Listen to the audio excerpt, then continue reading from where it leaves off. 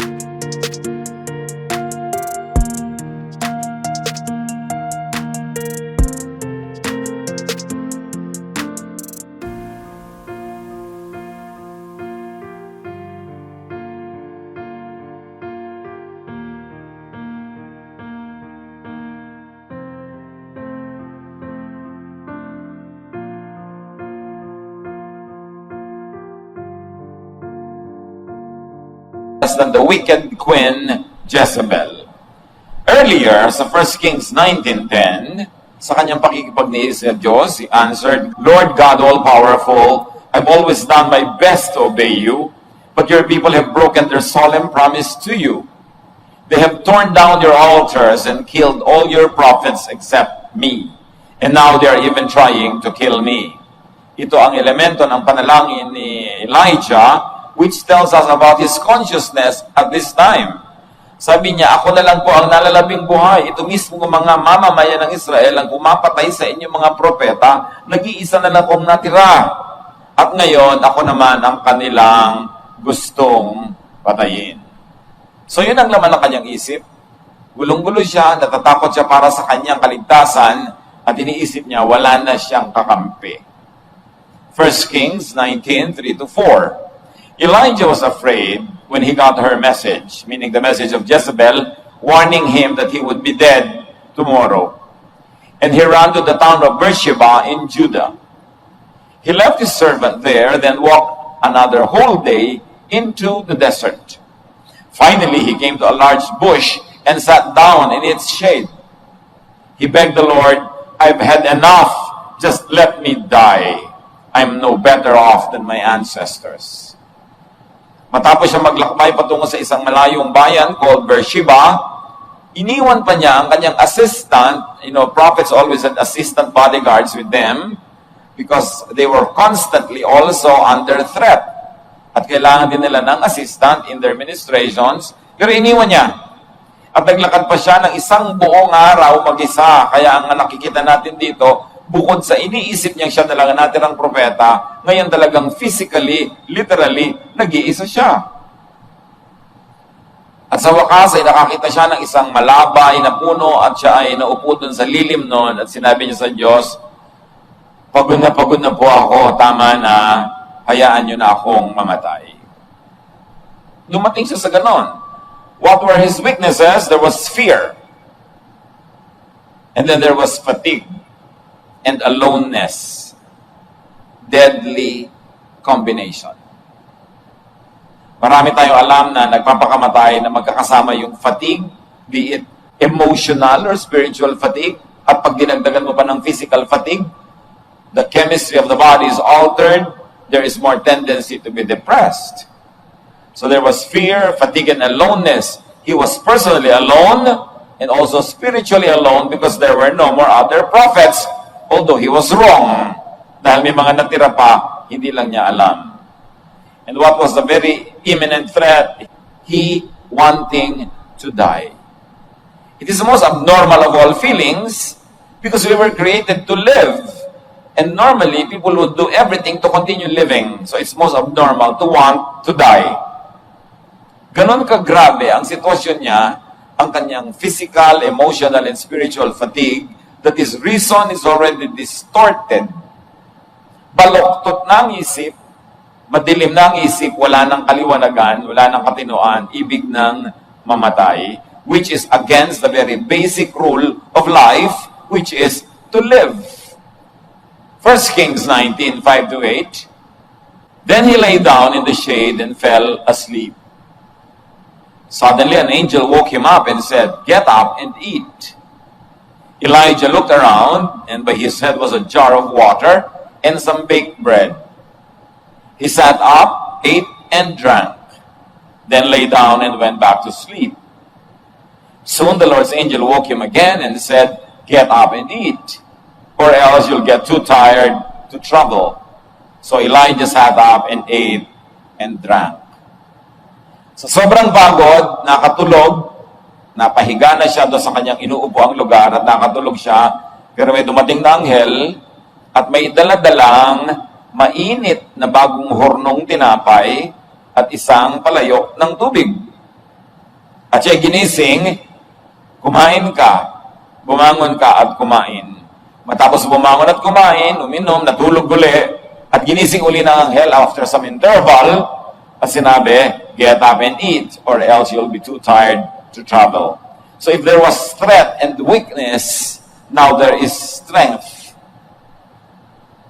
And that strength came in the form of sleep and rest, drink, food, and an angel from the Lord, very specifically an angel of rest.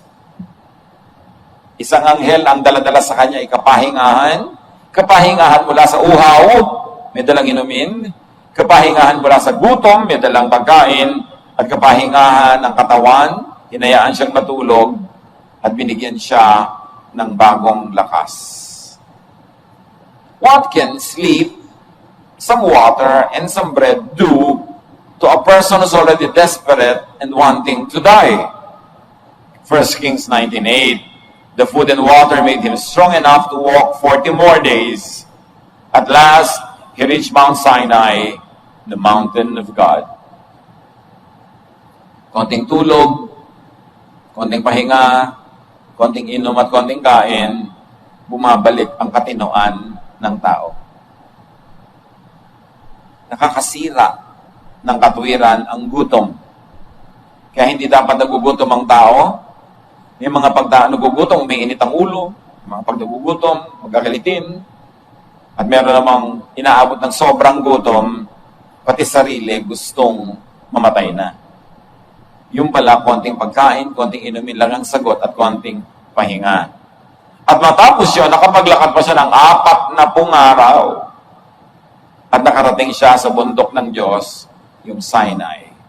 So what was the strength now? The mountain of the Lord, which means everything. Nakarating ka sa mountain of the Lord, nakarating ka sa kanyang presensya na nung Old Testament ay associated with certain places and certain spots. At now there is a great opportunity, more ministry, because he has been to the mountain of the Lord. Simpleng kwento, pero maraming leksyon. Fast forward to today. Kumusta naman tayo? People could get very tired, just like Elijah. People could reach their breaking point. People could snap. Or people could reach their near breaking point. People could crack up. Pag sobra-sobra, sunod-sunod ang problema ng tao, walang pahinga, walang refreshment, walang restoration, pwede siyang malagot, yung tinatawag nating lumigwak. Lumuwag ang tornilyo, ang tawag ng iba, nasiraan, pwede mangyari yun. And people become psychiatric cases. Pag sobrang pressure na walang humpay, walang masulingan, walang maatrasan, pwedeng mag-crack ang tao. Yung nawawala sa sariling bait, nawawala ng katwiran, nagiging psychiatric case. Kaya mahalaga mga kapatid, kaya natin ito pinag-aaralan, makiramdam. Baka may mga taong malapit sa atin na malapit ng mabasag. May lamat na. Sobra-sobra na ang dala, malapit ng malagot. So understand when people are about to reach their load limit. Do not push people beyond their limits. Kung minsan, tiis ng tiis ang asawa, yung pala malapit na siyang mapuno. Hindi mo alam, biglang napuno na. Meron pinagdidimla ng paningin, nakakapatay ng asawa, nakakapatay ng kapwa. Meron naman, naglalayas, nawawala na kasi napuno. You don't know when the proverbial camel's back will break. Yung kasabihan, it was the last straw that broke the camel's back. Kasi pasan ka ng pasan ng mga tali-tali, mga straw, ang dami-dami on the camel's back. Akala mo kayang-kaya pa niya. Nagdagdag ka na lang ng isang hibla ng straw. Nabalian na pala siya ng likod at natumba na siya. It was the straw that broke the camel's back, or it is the last drop that filled the bucket. Akala mo kayang-kaya mo pa siya pagalitan, i-neglect, pabayaan, yung pala isang patak na lang puno na. Kailangan ng tao nakakapagpahinga. Kailangan ng tao na may naaatrasan pag nagigipit at hindi laging sinisikil at hindi laging sinusukol. You don't always corner people because even animals, when cornered, fight back. Kaya bibigyan mo sila ng graceful way out. Hindi ko mo pwede mong hihiyain mo. Hindi ko mo pwedeng hawak mo ang alas, ikakaya-kayanin mo because people can fight back. People can snap. People could break down from physical, emotional, or spiritual fatigue. Kung ikaw ay asawa, ikaw ay anak, magulang, ikaw ay kasintahan, ikaw ay kasama sa trabaho, itanong mo rin, nakakapagod ba akong kasama? Pagod na ba sa akin ang aking asawa, ang aking magulang, ang aking anak? Kasi ang tao pag napagod, bumibigay. Kailangan hindi natin sila sobrang pinapagod. 1 Kings 19:7, the angel of the Lord came back a second time and touched him and said, "Get up and eat, for the journey is too much for you." What journey are you taking that could be too much for you? What journey could other people around us be taking that is too much for them? Pag ang tao may pinagdadaanan, huwag nyo nang dagdagan. Meron man kayong issue, meron kayong gustong ayusin, ipagpaliban na. Ang kailangan lang naman nun, pahinga. Ipagpaliban, for everything there is season and a time for every matter under heaven. Lahat may tamang panahon. Kaya dapat itinatama ang mga ginagawa natin. At pagka ang tao may pinoproblema, may dinadala, may pinagdaraanan, remember, people have load limits. Kahit aeroplano may load limit, hindi siya pwede magdala ng higit sa disenyo na kaya niyang ilipad. Ang mga tulay may load limits. Ang mga kuryente, linya ng kuryente natin sa bahay, sa opisina, may load limit, hindi dapat lumampas. Lahat may load limit. People have load limits. And given even limits, God even gave limits to temptation so that a person could resist temptation. Maski ang pinapayagan ng Diyos sa tukso na dumadating sa ating buhay, may limit. 1 Corinthians 10:13, "No temptation has overtaken you except what is common to mankind.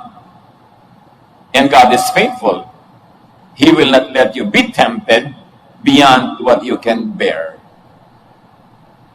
So, tansyado din ng Panginoon ang pinapayagan niyang dumarating sa ating tukso. Kaya pag napayagan na dumating, ibig sabihin kaya mo. Kasi tasado, limitado, measured. Hindi tayo hahayaang matukso ng higit sa ating kayang tanggihan at lampasan. Lahat binibigyan ng Diyos ng limit. So we should respect limits. Huwag ipagtulakan, huwag sagarin ang sarili at huwag sagarin ang kapwa. When the journey is too much for people, be to them an angel of rest, refreshment, and recreation. Sa ating kwento, nakita natin yung anghel na naging daan para makakain, makainom, mapagpahinga. Ang propeta, sa buhay natin ngayon, we can be that angel.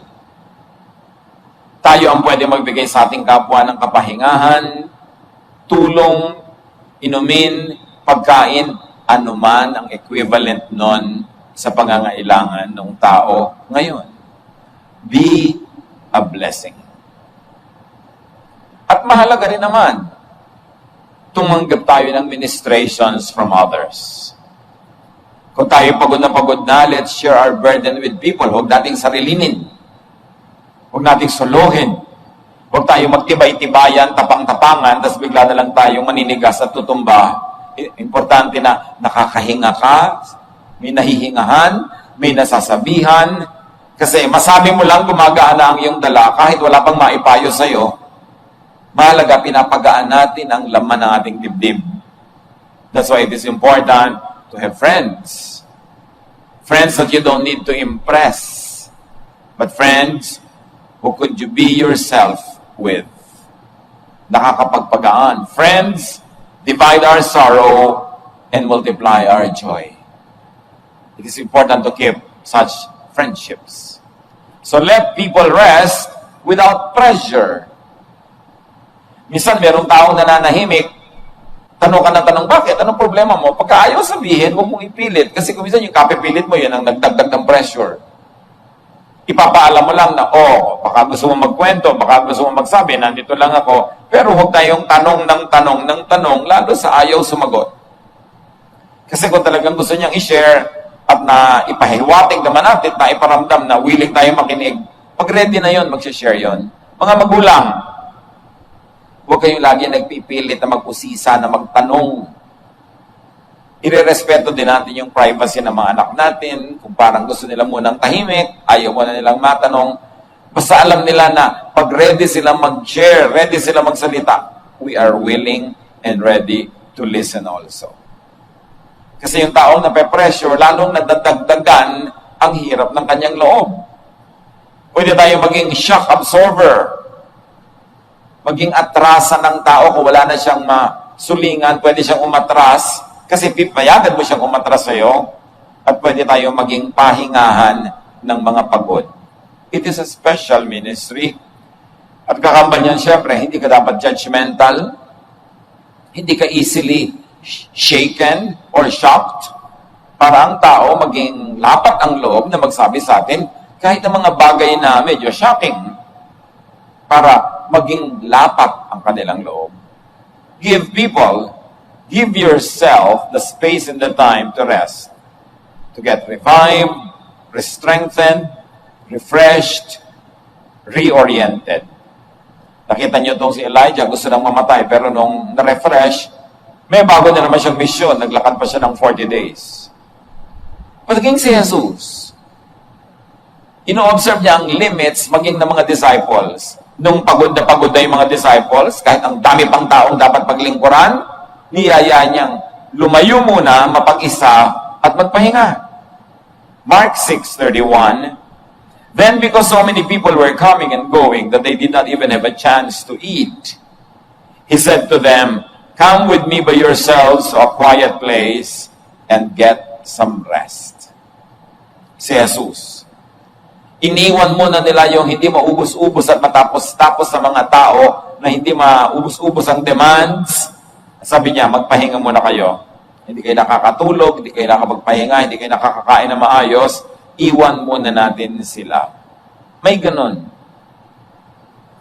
Kailangan kung meron tayong mahal sa buhay na sobrang pressured, sobrang stressed, ilayo muna natin sila doon sa source of stress and pressure para sila ma-refresh. Even Jesus gave His disciples respite, retreat, and rest. Kaya ang central ministry ng Panginoong Jesus, very clearly, is to give rest. Kasi ang mga tao laging pagod. Pagod ang puso, pagod ang katawan, pagod ang isip. Matthew 11:28-30, if you are tired from carrying heavy burdens, come to me and I will give you rest. Take the yoke I give you. Put it on your shoulders and learn from me. I am gentle and humble, and you will find rest This yoke is easy to bear, and this burden is light. Alam niyo kung bakit nakakapagpahinga kahit ang mga makasalanan kay Jesus? Kasi pinapatawad niya. Hindi niya hinuhusgahan. Hindi niya sinisita. Minamahal niya, tinatanggap niya ng walang patakaran. Kaya yung mga tao sinasabi, nawawala yung mga demonyo kumukubabaw sa kanila pag napupunta sila kay Jesus. Is that always literal demonyos? Kundi yung mga hang-up, yung mga heavy feelings, yung mga burdens, na tuloy nagkaka-split personality na yung tao sa laki ng mga pressure sa buhay, nakakahinga sila, gumagaan ang buhay, nawawala yung mga sinasabing spirits na nagpo-possess sa kanila. Ganun lang naman mapapahinga ang tao kung tayo nagmi-minister sa kanila. Hindi natin inuhusgahan, hindi natin pinapressure, minamahal natin ang walang patakaran, tinatanggap, at kung kailangan patawarin, pinapatawad. Doon lang naman talaga may pahinga. At yun ang ministry ni Jesus.